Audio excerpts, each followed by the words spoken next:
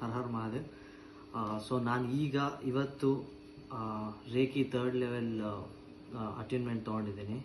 So ನನಗೆ ಇದರಲ್ಲಿ interest ಹೇಗೆ ಬಂತು ಅಂದರೆ, ನಮ್ಮ ಅಮ್ಮ ಮತ್ತು ನನ್ನ ತಂಗಿ ಇಬ್ಬರು ಗ್ರ್ಯಾಂಡ್ ಮಾಸ್ಟರ್ಸ್ ಆಗಿದ್ದಾರೆ.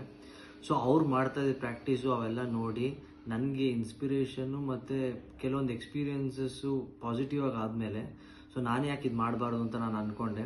ಸೊ ನಾನು ಮಾಡಬೇಕು ಅಂದರೆ ನಾನು ಕೆನಡಾಯಿಂದ ಇಲ್ಲಿಗೆ ಬರಬೇಕಾಗಿತ್ತು. ನಾನು ಸಿಕ್ಕಾಬಟ್ಟೆ ವೆಯ್ಟ್ ಮಾಡ್ತಾಯಿದ್ದೆ ಮತ್ತು ಆ ಈಗರ್ನೆಸ್ ತುಂಬ ಇತ್ತು, ಕಲಿಬೇಕು ಮಾಡಬೇಕು ಅಂತ ಸಿಕ್ಕಾಬಟ್ಟೆ ಇತ್ತು. ಬಟ್ ನನಗೆ ಅಲ್ಲಿ ಆಪರ್ಚುನಿಟಿ ಅಂದರೆ ಅಲ್ಲಿ ಹೇಗೆ ಮಾಡೋದು ಏನು ಎತ್ತ ಅಂತ ಗೊತ್ತಿರಲಿಲ್ಲ. ಸೊ ಅಲ್ಲಿ ಅಟ್ಲೀಸ್ಟ್ ಕ್ರಿಸ್ಟಲ್ಸ್ ತೊಗೊಂಡು ಏನಾದ್ರು ಮಾಡೋಣ ಅಂದ್ಬಿಟ್ಟು ತೊಗೊಂಡೆ. ಬಟ್ ಅಲ್ಲಿನ ಕ್ರಿಸ್ಟಲ್ಸ್ ಯಾವ ಥರ ವರ್ಕ್ ಆಗುತ್ತೆ ಅಂತ ಒಂದು ಡೆಮೋ ತೋರಿಸಿದ್ರು ಮ್ಯಾಮು.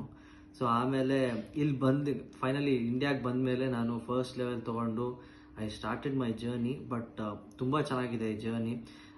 ಎಕ್ಸ್ಪ್ಲೇನ್ ಮಾಡೋದಕ್ಕಾಗಲ್ಲ ಅಂತ ಹೇಳೋದಕ್ಕಿಂತ ಇದೊಂಥರ ಮ್ಯಾಜಿಕಲ್ ಎಕ್ಸ್ಪೀರಿಯನ್ಸ್ ಅಂತ ಹೇಳ್ಬೋದು. ಅಥವಾ ಒಂದು ಈ ಹೀಲಿಂಗ್ ಅನ್ನೋದೇ ಒಂದು ಅನ್ಎಕ್ಸ್ಪ್ಲೇನಬಲ್ ಜರ್ನಿ ಇದು. ಯಾಕಂದರೆ ನಾವೇನೇ ಹೀಲಿಂಗ್ ತೊಗೊಬೇಕಾದ್ರು ನಮ್ಗೆ ಆ ಎಕ್ಸ್ಪೀರಿಯನ್ಸ್ ಆದಾಗ, ಪಾಸಿಟಿವ್ ಆಗಿ ಆಗ್ತಾ ಇದೆ ಅಂದಾಗ, ನೀವು ಯಾವುದೇ ಒಂದು ವರ್ಡ್ಸ್ ಹಾಕಿದ್ರೂ ಅದನ್ನು ಎಕ್ಸ್ಪ್ಲೈನ್ ಮಾಡೋಕ್ಕಾಗಲ್ಲ. ಸೊ ಆ ಥರ ಇರುತ್ತೆ.